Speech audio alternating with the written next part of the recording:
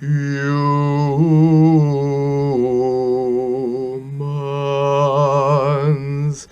are sheeple, always being led to the left, or the right, or up, or down. But belief is a powerful thing, even leads some to fanaticism. Knowledge is also a powerful thing. And what if you had one sliver of knowledge that could disperse the herd forever? Belief and knowledge. Love it or hate it from a different perspective. This is Stories from a Different Perspective by J.L. Sweeney, as told by Argus Truin. That's right. I am Argus Truin.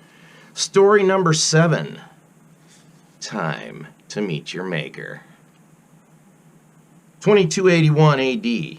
World War V had been over for 10 years, and the Northern Hemisphere had emerged victorious after 12 years of war that had left hundreds of millions dead, and even more without food, shelter, and medicine.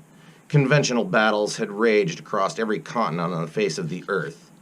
In 2270, Northern scientists had perfected speed of light travel, or SOLT. SOLT enabled thousands of soldiers to be transported behind enemy lines in the blink of an eye. With the leaders quickly assassinated, the Southern Hemisphere Confederation quickly fell into disarray. The Earth was united for the first time in its history. Hunger, homelessness, joblessness, and a good percentage of violence and crime were eliminated. Peacetime gave the governments and the citizens of United Earth time to pursue advancements in technology, medicines, and the exploration of space. In the 10 years since the war, SOLT technology has increased dramatically. Travel at 5 times the speed of light has been attempted and was successful. 2 weeks ago, the United Earth Deep Space Exploration Agency launched 200 deep space exploration vehicles. The Hummingbirds were the pride and joy of the Valhalla project. All 200 ships successfully made the jump to SOLT times 5. Destinations were kept secret, but any school child with an interest in astronomy could have made an educated guess as to where the ships were going. Humanity was finally reaching out to other galaxies, searching for other worlds and other civilizations. Captain Elias Kettenbach checked his instruments a second time. He paused for a moment, then, shaking his head, looked out the viewport at the planet he was now orbiting. The readings indicated that it wasn't there, but he could see it just as plainly as his hand in front of his face. There was nothing in the books about planets being where they weren't supposed to be. He shook his head again. You could always test the equipment for malfunctions, or... This is Captain Elias Kettenbach of the United Earth's exploration ship Hummingbird 23. I'm on a peaceful mission, extending the hand of friendship in the hope of future relations with your people and mine. Do you read me? Over. Elias wasn't sure whether he expected a response or not, when a man's deep, velvety voice replied. Welcome, Captain. I've been expecting your transmission, the voice told him. Elias nearly jumped out of his chair. Captain Kettenbach, are you there? The voice inquired. I am here. Who am I speaking with? Elias stuttered. My name is God. I am the director of what you would call a visitor's center. It's my job to greet all incoming travelers, the voice said, confusing Elias more than ever. Not only was there a planet where there wasn't supposed to be one, but it was civilized and was definitely more technologically advanced than the Earth. Captain Kettenbach, the voice inquired again. Would you prefer a manual or guided landing for your craft? Or would you prefer to experience dimensional shift technology? I assure you that your ship would remain in orbit unharmed if you choose to shift. I'm sure that your scientific curiosity is propelling you in that direction. It is perfectly safe. In fact, there hasn't been an accident in over 600,000 of your Earth years. Well, Elias said, this is a scientific mission, and if I didn't try your dimensional shift, what would be my purpose in coming? Before he finished his sentence, he found himself standing in front of an 8-foot-tall humanoid male with long brown hair and a flowing white robe. The man smiled at Elias and stuck out his hand. I'm God. Welcome to our world. Your pronunciation would be Gendrahara. Elias looked around the room he was standing in. One full wall was blacked out, but when he looked closer, he could see that it was a map of the universe. His eyes widened. He was about to unleash a flood of questions when God spoke.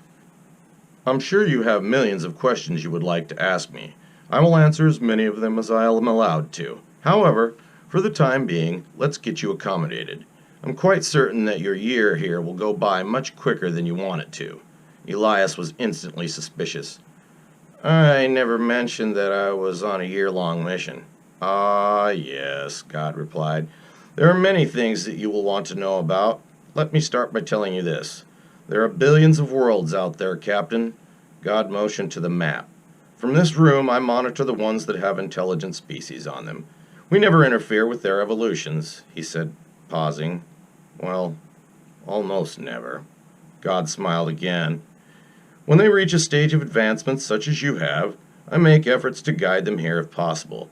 Since your planet has reached unification and peace, I'll be allowed to give you some technology that you will find beyond belief. All in good time, though. For now, let's get you situated. I have a home near mine that I've prepared for you. What did you mean by almost never? Elias asked. All in good time, Captain. Is there anything you currently need from your ship? Elias shook his head. Excellent. Then let's go. Would you like to walk or use the DS again? Elias wanted to see everything that he could, so he chose to walk. God didn't mind and chatted away non-stop as they covered the half-mile to Elias's new home. God told him the history of Gendrahara. Our history starts several million years before your planet finally cooled enough to sustain life.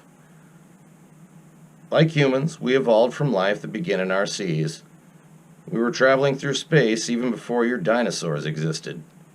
As millennia passed and other worlds began exploring space, we felt it necessary to remain undetected to those who did not have spacefaring technology. We created what you would call a cloaking device. It is a screen of sorts that cannot be penetrated by viewing devices. As far as we can tell, we were the first creatures to begin space travel. He said, smiling. Over time, your people, if they continue down their current path, will evolve and advance just as we have. Disease is no longer a factor in dying. There hasn't been a disease on Gendrahara for 1,000,000 years. Our lifespans have increased, and barring any unforeseen accidents, we now live several thousands of years. A woman who died just 600 years ago was our oldest citizen. She was 11,241 years old.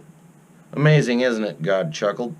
It will still be another 1,000,000 or so years before your species will evolve to this level. As they walked, they passed many other people who acknowledged their presence with waves or hellos. Elias's eyes never stopped roaming, and he was only half listening to God until they were approached by another man who looked very similar to God. Hello, God, the man said. Why, hello, God, God replied. This is Captain Elias Kettenbach, just in from Earth. Hello, Captain, the other God said. Wait a minute, Elias said, holding up his hands. Both of you have the name God? Yes, Captain, the first God replied. God is a very common name here, just as John or Robert is on Earth. I can see how that may be somewhat confusing for you. The second God nodded, smiling. I see. And he hasn't asked yet? The second God wanted to know. He has not, the first God replied, and I would like him to be settled in before he does. The second God nodded again. I must be on my way then. It was nice to meet you, Captain. May your stay here be fruitful and informative. The second God inclined his head slightly at the two men and continued on his way. They walked the rest of the way in silence, with Elias pondering the things he had seen and been told. When they arrived at the home God had provided for him, Elias was impressed. It was on a cliff overlooking the sprawling city of heaven. It covered the land with buildings of all shapes and sizes as far as his eyes could see. God noted the question forming on Elias's lips and answered before Elias could ask. The city covers well over 1,000 of your Earth miles. Incredible, Elias whispered. The inside of the house was climate controlled to a perfect 70 degrees. The furniture was lovely and was made of a material that Elias could not identify. He went from room to room, touching and examining everything. God waited patiently in the living room. When he had explored the entire house, Elias returned to the living room to find God sitting in a chair with his eyes closed. "Is something wrong?" Elias asked him. God opened his eyes and smiled. "No, of course not," he said, yawning. "I'm just feeling a bit sleepy. You'll find that one of our days is equal to 12 of your Earth days.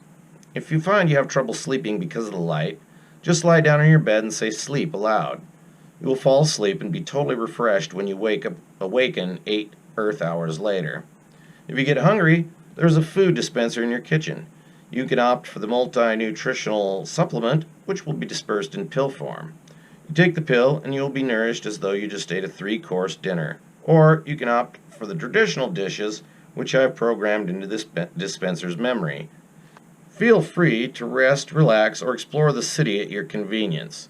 If at any time you need me for anything, just say aloud, 'I wish to speak to God, Director of Visitor Services.' I will arrive post-haste." Elias nodded. "Then I will take my leave. Please enjoy your stay here, Captain," God finished, inclining his head slightly. God touched a pin on his robe and disappeared, leaving Elias alone in the house. Over the next few months, Elias and God spent quite a bit of time together. God answered all of Elias's questions in the simplest of forms so that Elias could understand. Elias wanted to see, hear, and experience everything he could about Gendrahara. He was courteous and asked God's permission to record things and events to take back to Earth with him. Some things God allowed, while others, he said, were restricted. "We can only allow you to take knowledge home with you that you would eventually discover on your own," God instructed him. Elias understood and did not try to smuggle anything that God did not allow him to have. He knew that as advanced as they were, the Gendraharans would discover anything that he tried to hide, and he did not want to destroy his newfound relationship. One day, 7 months into his stay, God asked Elias a question. "If there was one event in your history that you could witness, what would it be?" Elias answered truthfully, "I'm not sure right this minute. Take a few days to think it over, and then let me know," God had said.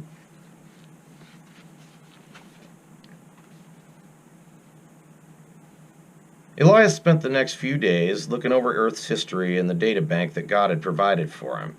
He had always been fascinated with ancient warfare, so he examined that topic intently. He decided upon an event and called God. "Interesting choice," God stated. "I'm going to show you some technology that your people won't develop for another 300,000 years. "Time travel," God smiled. Elias gasped, amazed. "That isn't possible," he said, a little too loudly. "For your people it isn't, but for us it is," God replied. "We shall be in an interdimensional phase, invisible and non-substantial to those in the time you wish to visit. We will be able to walk amongst them, but we cannot interact with them, and they won't be able to see, hear, or feel us. We also won't be able to be accidentally harmed either." Elias couldn't believe what he was hearing. "When do we leave?" he asked. "Whenever you are ready." Arrows and crossbow bolts flew wildly back and forth. The first time one passed through Elias, he screamed. It took some getting used to. Swords clashed, blood sprayed, and men screamed and died. Elias stood in the center of it all, marveling at the sight and the experience. They watched for hours until the battle slowly wound down. Elias had never imagined that this type of war could be so horrible. It seemed courageous and brave in the books he had read, but witnessing it firsthand was absolutely horrifying. All around him men lay dead or dying, some pierced by arrows, some missing limbs, and spilling their life's blood on the ground, and all moaning and crying and begging for death. The Crusades had been an awful thing to see. "I watched all of this live the first time," God told Elias. "I never did ask you," Elias said. How old are you? I am 4,812 years old, God answered. Just a child by our standards. You said you saw this live? Elias asked. Were you here? No. I monitored from the room where you first met me.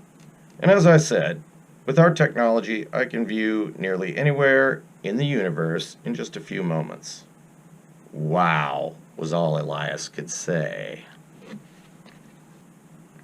A few days after his time travel experience, Elias was again exploring the city. He turned a corner toward a large structure when a large Gendraharan stepped into his path. This one had a darker complexion and was wearing a turban.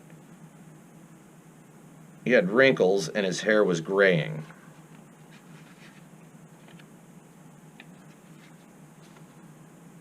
I heard about your trip into the past. What did you think of the battle you saw? He asked. It was an amazing thing to watch. I'm not sure I want to ever see something like that again. It was more savage than the war I fought in 15 years ago. All wars are savage, Captain. It is good that your people have finally ceased hostilities. The man turned to leave. Wait, Elias said. I didn't get your name. My name is Allah, the man said, and walked away. Elias stood sadly at his control panel. His year had flown by so quickly, and it was nearly time for him to return to Earth. His ship had been refitted with an upgrade to its SOLT technology. It would now be able to travel at 9 times the speed of light. He had tried to get God to give him the dimensional shift tech, but God would not relent, telling him that someday Earthlings would invent it or something like it.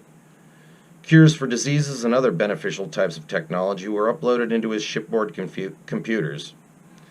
He only had 2 days left until he began his return trip. After finishing his pre-flight inspection, he stood outside his ship. It looked so small and insignificant compared to the things he had seen and done over the past year. He almost didn't want to leave as he went over the year's events in his mind. A hand touched his shoulder lightly, and he spun, startled to find God standing behind him.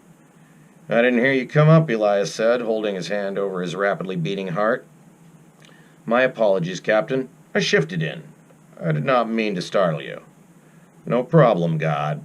I was just thinking that I wasn't sure I wanted to leave. Gendrahara is an incredible place. I'll miss it. They'll have me debriefing for years to come. I wonder if I'll ever make it back. No one knows what the future will bring, Captain. Before you left, you had no idea of what you would run into out here. Now you know, God said. There is a gathering scheduled for tonight. It is against my better judgment, but I have been overruled. I will summon you for a banquet in just a few hours. And with that, he shifted and was gone. Elias was shifted into a room that was filled with Gendraharans. Several of them he recognized. Allah was there, along with a few of the gods he had met during his stay. His god directed him to a table at the right hand of a very old man with very long white hair and a long white beard. Many of the Gendraharans were much older than the ones he had met previously. As he sat down, the introductions began on the left side of the table.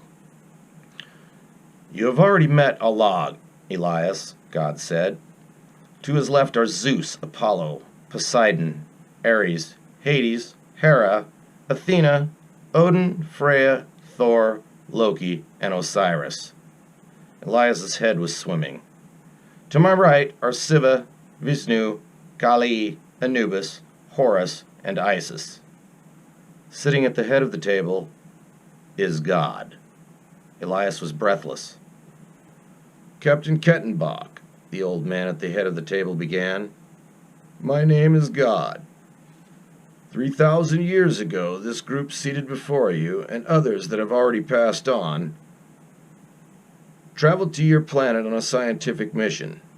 It was the first of many such missions, and we made the mistake of interacting with the people of your early history.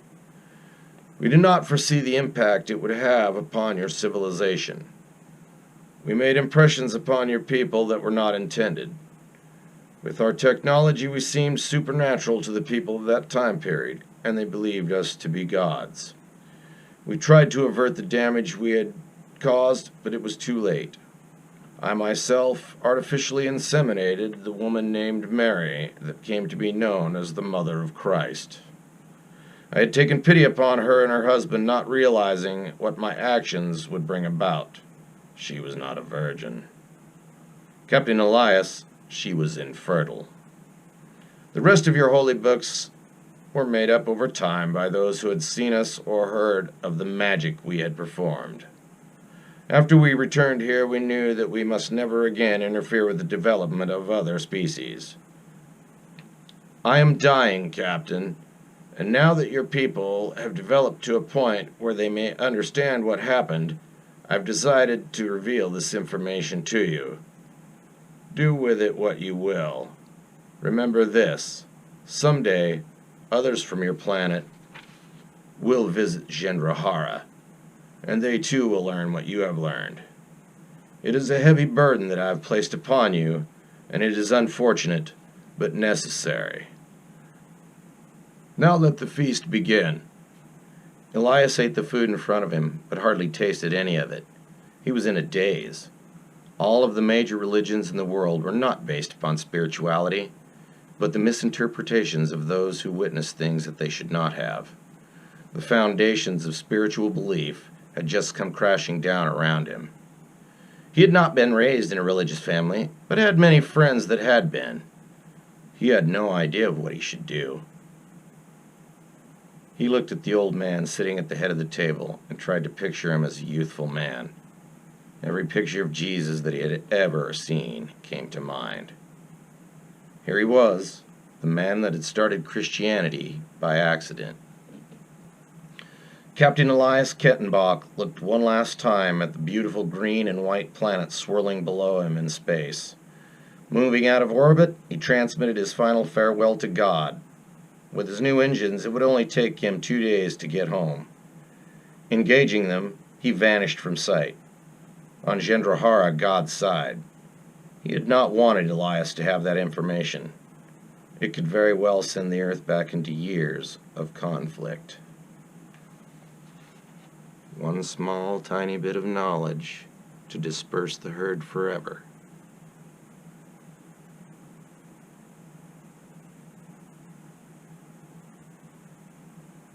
Be safe, humans.